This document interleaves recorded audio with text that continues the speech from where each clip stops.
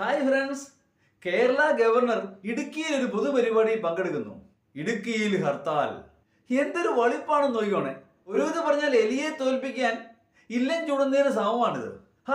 ഒന്ന് ആലോചിച്ച് നോക്കിയേ, ഈ ആരിഫ് മുഹമ്മദ് ഖാൻ ആരാ? ഒരു UP-കാരൻ. കേരളത്തിൽ ഭരണഘടനാ പ്രതിസന്ധി ഉണ്ടാവുന്നുണ്ടോ എന്ന് നോക്കാനായി കേന്ദ്ര ഗവൺമെന്റ് ചുമതലപ്പെടുത്തിയ BJP വക്താവ്. അത്രേ ഉള്ളൂ. അങ്ങനെ തോൽപ്പിക്കാനായിട്ട് ഒരു ജില്ല മുഴുവൻ നിശ്ചലമാവുക എന്ന് പറഞ്ഞാൽ അത് കൂടെ മണ്ടത്തരമുണ്ടോ? അതിലുപരി ഗവർണറും തന്റെ അധികാര പരിധി ലംഘിക്കുകയാണ്. കാരണം കേരളത്തിലെ രാഷ്ട്രീയ കാര്യങ്ങൾ ഇടപെടാനോ പൊതുപരിപാടിയിൽ പങ്കെടുക്കാനോ ഭരണഘടനാപരമായോ ധാർമ്മികമായോ ആ മനുഷ്യന് യാതൊരു അവകാശമോ അധികാരവും ഇല്ല തന്നെ. ഒരു സെലിബ്രിറ്റിയാണ് കമ്മ്യൂണിസ്റ്റ് ഗവൺമെന്റിനെ എതിർക്കുന്ന BJP വക്താവ്. അത്രേ ഉള്ളൂ. അതിപ്പോ നമ്മുടെ മലയക്കുടി ചേട്ടൻ സെലിബ്രിറ്റി അല്ലേ? അത്രയൊക്കെ ഉള്ളൂ.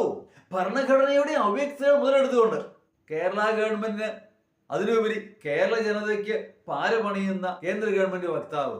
കുറുകട് വ്യക്തമായി പറഞ്ഞാൽ ഒരു ബില്ല് ഗവൺമെന്റ് പാസ്സാക്കിയാൽ എത്ര ദിവസത്തിനകം ഒപ്പിടണമെന്ന് കൃത്യമായി പറഞ്ഞിട്ടില്ല. അതുകൊണ്ട് പരമാവധി താമസിപ്പിക്കുക, ഒരു നിവൃത്തിയില്ല വരുമ്പോ കേന്ദ്രത്തിന് അയച്ചു കൊടുക്കുക, അങ്ങനെയൊക്കെ ചെയ്യാവുന്ന പാരയെല്ലാം ഉപദ്രവമെല്ലാം ചെയ്യുക എന്നുള്ളതല്ലാതെ അങ്ങനെ കേരളത്തിന് എന്തെങ്കിലും നല്ല കാര്യം ചെയ്തിട്ടുണ്ടോ? എനിക്കറിഞ്ഞുകൂടാ. പഞ്ചാബിൽ ഇതേപോലെ പ്രശ്നം ഉണ്ടായപ്പോൾ കോടതി അതിനിശ്ചിതമായി ഗവർണറെ വിമർശിക്കുകയുണ്ടായി. അദ്ദേഹം ആരാലും തിരഞ്ഞെടുക്കപ്പെട്ട ആളല്ല. ഗവർണറാകാൻ പ്രത്യേകം ഒരു ക്വാളിഫിക്കേഷൻ ഇല്ല താനും. കേന്ദ്ര ഗവൺമെന്റ് വിശ്വസ്തനായിരുന്നാൽ മാത്രം മതി.